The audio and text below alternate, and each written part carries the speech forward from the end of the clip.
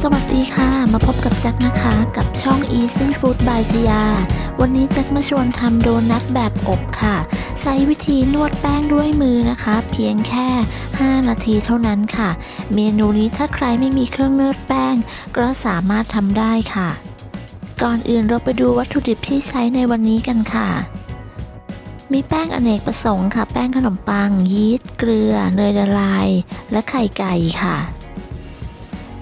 ขั้นตอนแรกให้เรานำแป้งขนมปังและแป้งอเนกประสงค์นะคะมาใส่รวมกันค่ะจากนั้นใส่ยีสต์ลงไปค่ะตามด้วยน้ำตาลทรายค่ะเสร็จแล้วก็ให้เราคนส่วนผสมให้เข้ากันค่ะแล้วก็ทำหลุมตรงกลางนะคะเดี๋ยวเราจะใส่ของเหลวลงไปค่ะใส่นมสดลงไปตรงกลางค่ะแล้วก็คนส่วนผสมให้เข้ากันค่ะใช้เป็นไม้พายก็ได้นะคะหรือว่าจะสะดวกใช้มือคนเลยก็ได้ค่ะสำหรับนมสดก็เป็นนมสดจืดทั่วไปนะคะวันนี้จะใช้เป็นนมโรงเรียนค่ะถ้าคุณแม่ท่านใดมีนมของลูกเหลืออยู่ก็สามารถนำมาใช้ได้เหมือนกันค่ะจากนั้นก็ให้เราใส่ไข่ไก่ค่ะวันนี้จะใส่เป็นไข่ไก่เบอร์2นะคะถ้าเพื่อนๆมีเบอร์อื่นก็สามารถใช้ได้เหมือนกันค่ะคลุกเคล้าส่วนผสมให้เข้ากันนะคะในขั้นตอนนี้ก็จะใช้มือนวดไปเลยค่ะนวดแป้งให้เข้ากันจนเป็นก้อนกลมนะคะจากนั้นก็ใส่เนยละลายค่ะใช้เป็นเนยละลายหรือเนยนิ่มก็ได้นะคะ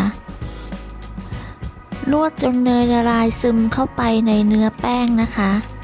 นวดประมาณ2นาทีค่ะจากนั้นเราก็จะใส่เกลือลงไปค่ะเสร็จแล้วก็นวดต่อค่ะ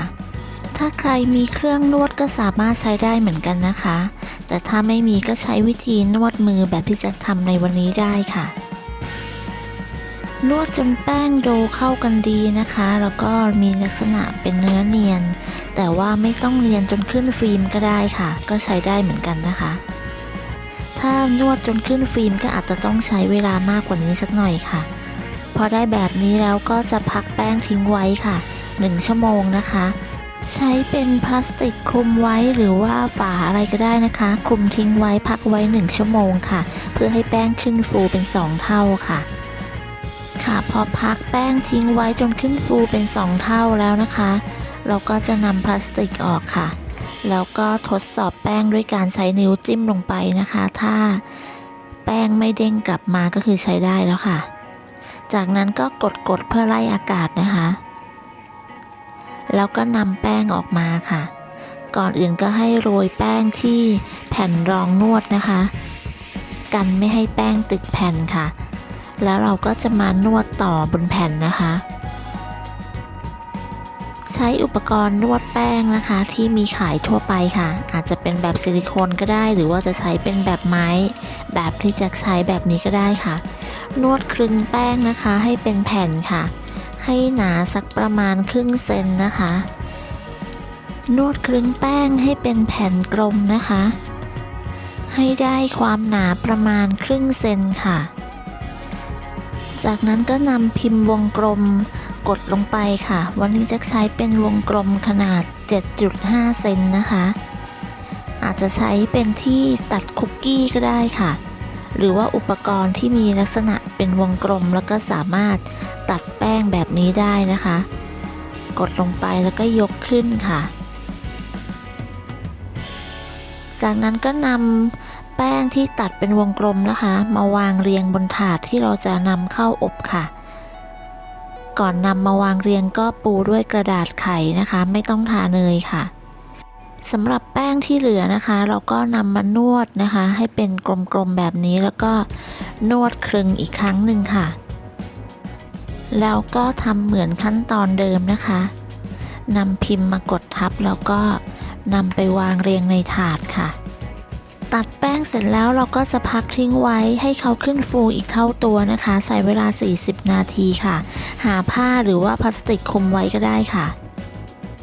ก่อนที่จะนำแป้งเข้าอบนะคะก็ให้เราไปเปิดวอร์มเตาค่ะแล้วเราก็จะละลายเนยเตรียมไว้โดยการใส่เนยเข้าไปในเตาระหว่างนี้ได้เลยค่ะพอพักแป้งขึ้นเป็น1เท่าตัวแล้วนะคะเราก็จะนำแป้งไปอบได้เลยค่ะ ใช้อุณหภูมิ170องศานะคะเป็นไฟบนล่างค่ะอบโดนัทจนขึ้นฟูนะคะแล้วก็มีสีเหลืองอ่อนค่ะใช้เวลาประมาณ 12-13 นาทีนะคะพอสุกแล้วเราก็จะนำออกมาค่ะจากนั้นค่ะเราจะทำการเจาะรูโดนัทนะคะเราจะทำตอนที่เขายังร้อนๆอยู่นะคะเจาะรูโดนัทเพื่อที่จะใส่ไส้ค่ะวันนี้เราจะใส่เป็นไส้แยมนะคะพอเจาะรูครบทุกลูกแล้วเราก็จะทาด้วยเนยค่ะนำเนยละลายที่เราละลายไว้ตอนวอร์มเตานะคะมาทาให้ทั่วตัวโดนัทเลยค่ะทาเนยเสร็จแล้วก็นำไปวางเรียงไว้ในถาดนะคะเพื่อรอคลุกน้ำตาลในขั้นตอนต่อไปค่ะในตอนที่นำออกมาจากเตาใหม่ๆเขาก็จะแข็งนิดนึงไม่ต้องแปลกใจนะคะพอวางไว้สักพักเขาก็จะเริ่มนิ่มเองค่ะทาเนยละลายเสร็จแล้วก็นำไปคลุกเคล้ากับน้ำตาลนะคะวันนี้จะใช้เป็น2แบบนะคะเป็นน้ำตาลทรายแล้วก็น้ำตาลโดนัทค่ะนำโดนัทลงไปคลุกกับน้ำตาลได้เลยนะคะถ้าไม่ติดก็ถ้าคลุกแล้วน้ำตาลไม่ติดก็ให้ทาเนยเพิ่มค่ะจากนั้นก็นำไปวางเรียงไว้ก่อนค่ะเดี๋ยวเราจะใส่ไส้ค่ะอันนี้เป็นน้ำตาลโดนัทนะคะใครชอบแบบไหนก็ทำแบบนั้นได้เลยค่ะพอคลุกน้ำตาลเสร็จแล้วนะคะเดี๋ยวเราก็จะไปใส่ไส้กันค่ะวันนี้ใส่เป็นไส้แยมนะคะเป็นแยมสำเร็จรูปค่ะแล้วก็ไส้ฟิลลิ่งนะคะ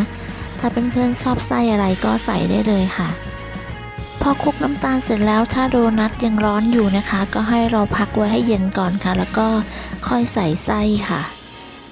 บีบแยมนะคะใส่ลงไปในรูที่เราทำไว้เลยค่ะวันนี้จะใช้เป็นแยมสำเร็จรูปนะคะเป็นแยมสตรอเบอรี่ค่ะแล้วก็ใช้เป็นฟิลลิ่งรสส้มค่ะชอบไส้อะไรก็ใส่ตามที่เราชอบเลยค่ะฟิลลิ่งหรือแยมนะคะก็มีขายทั่วไปค่ะมีหลายรสด้วยค่ะถ้าเพื่อนๆชอบรสชาติไหนก็นำมาใช้ได้ตามใจชอบเลยค่ะบีบไส้ในปริมาณที่เราชอบเลยนะคะถ้าชอบไส้เยอะๆก็ใส่ลงไปเยอะๆเลยค่ะเสร็จแล้วนะคะสำหรับโดนัทนวดมือของเราทำง่ายมากๆเลยค่ะเนื้อโดนัทที่ได้ก็จะเป็นเนื้อโดนัทแป้งนุ่มๆนะคะทิ้งไว้1 คืนเช้ามาก็ยังนิ่มอยู่ค่ะขอบคุณสำหรับการติดตามรับชมคลิปนี้นะคะถ้าเพื่อนๆชอบก็ลองทำดูนะคะแล้วก็อย่าลืมกดไลค์กดแชร์กดติดตามเพื่อเป็นกำลังใจให้กันด้วยนะคะสำหรับคลิปนี้จะต้องลาไปก่อนค่ะสวัสดีค่ะ